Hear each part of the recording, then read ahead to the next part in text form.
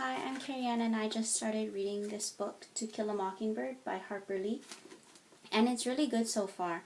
I've gotten through the first 76 pages and this is my first log.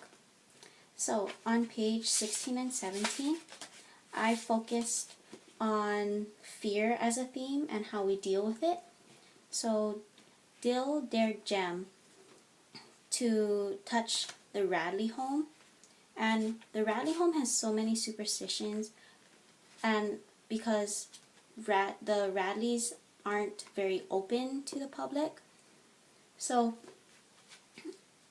Jem is scared, but he doesn't want to admit it, so he deals with his fear by making up excuses, such as he has his little sister to think of, or he's trying to think of a better way to make Boo Radley come out. And then I think Dill is also scared of the Radleys. He just doesn't admit it, so he wants Jem to go to the Radley house first. And I can connect to this because we do lifts in dance and I'm scared sometimes, like I'm gonna get dropped, so I make my friend go before me so that I can see, oh, it's safe. Yeah, so in chapter 2, I wanted to focus on how names are really powerful. Names as in last names. So we meet the Cunninghams on page 26, and right there, Miss Caroline has just insulted Walter Cunningham because she's trying to give him money so that he can get lunch, but he knows that he can't pay it back, so he doesn't take the quarter.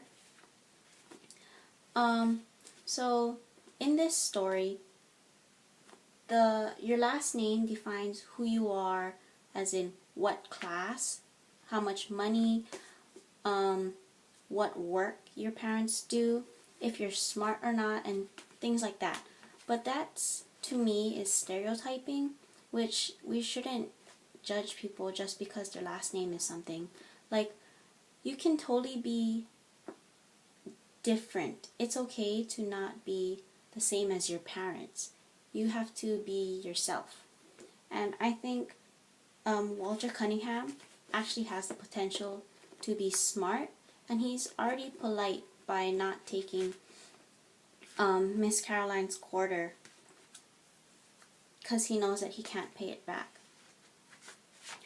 And then in chapter 3, I focus on the theme of equality and respect. And this was really ironic because Walter Cunningham went to Jem and Scout's house, and Scout was disgracing Walter because he was drowning his vegetables in molasses. And so Calpurnia, Scout's maid, who is a black woman, was scolding Scout for disgracing him.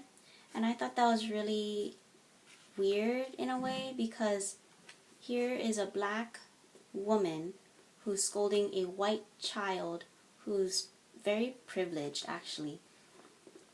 But I think that's really good for Calpurnia for standing up for herself. Oh, and that's on page 33.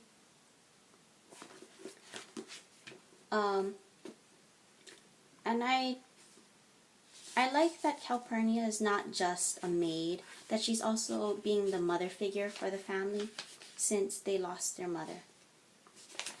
Yeah. And in chapter 4, the theme that I was focusing on was learning and if there's a right or wrong way to learn. And what's really important when you learn. Like, is it the content, or is it skills that you need in life, or is it maybe just real life situations? So at the start of chapter 4, Scout talks about how her uncle and her dad were both homeschooled and they're doing fine. And also Jem is doing great for having half Dewey Decimal System teaching and half Duns Cap basis. And I marked that up here.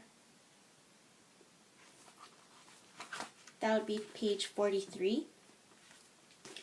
And I was thinking that it's actually the skills in life that are the most important, because I can connect to this when I think of math. I'm in pre-calc A, and it's a lot of solving equations, and I'm just thinking most of class, how does this apply to life? Am I really going to use this, or should I be learning more about like physics and making sure a building can stand? Because I want to be an engineer when I grow up, and I would value that more than the pre-calc content that we're learning right now. And in chapter 5, it's really, it bothers me that I don't know about Dill's father. He brings Dill's father up, or Dill brings up his father in chapter 1 on page 9, when Scout asks about Dill's dad, but Dill said he doesn't have one, and he's not dead. But then Dill lies about his father, about meeting his father. So I just wonder, why does he lie about his father? Why can't he just tell Scout and Jem, because they seem to have a really close relationship. That would be page 63 at the top. And Dill doesn't just lie about his father. He also lies about things like he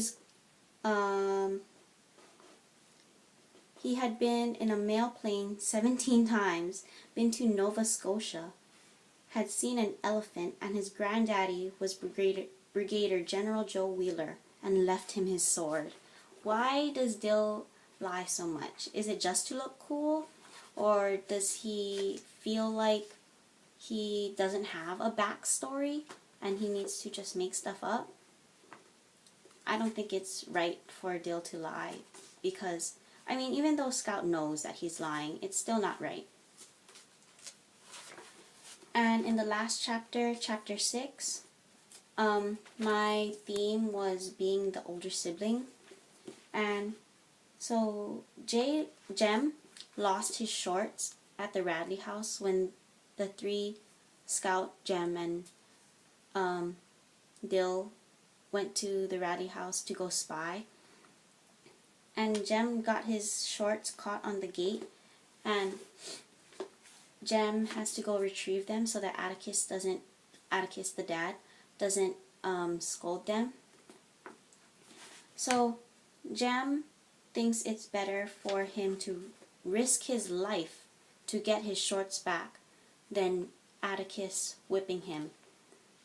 So that got me to thinking, well, because he's the older sibling, is that why he feels like he has to be the good child? Or does he just likes that Atticus respects him so much and he doesn't want a whipping? He doesn't want to be beaten. Yeah. So that's how far I got in To Kill a Mockingbird. And I'm looking forward to reading the next section of this book. Thank you!